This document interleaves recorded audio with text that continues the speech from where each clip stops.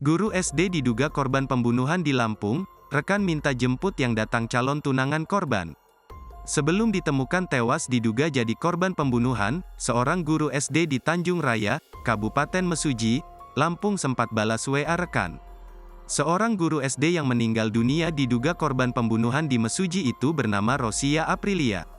Korban guru SD di Mesuji ini ditemukan sudah meninggal diduga sebagai korban pembunuhan. Jasad korban pertama kali ditemukan oleh rekannya yang bernama Siti, sama-sama tinggal di mes SD. Siti sempat meminta tolong kepada korban Rosi, untuk menjemputnya lewat pesan WA. Karena saat itu Siti sedang mengikuti pelatihan di luar sekolah.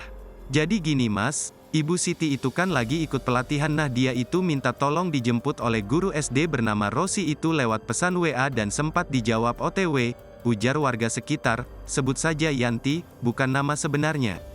Respons dari korban Rosi tersebut membuat Siti menunggunya datang untuk menjemput.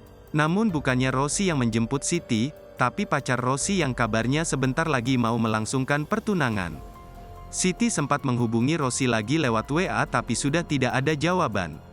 Waktu itu dijemput pacarnya, Rosi, malahan. Terus Siti itu sempat WA lagi korban tetapi tidak direspon lagi, ucapnya. Setelah tiba di lokasi yang menjadi tempat tinggal sementara, Siti hanya diantarkan sampai depan gerbang sekolah. Karena tidak merasa curiga, Siti pun melakukan aktivitas seperti biasanya, bersih-bersih. Sementara Siti mengira rekannya, Rosi sedang tidur di kamar.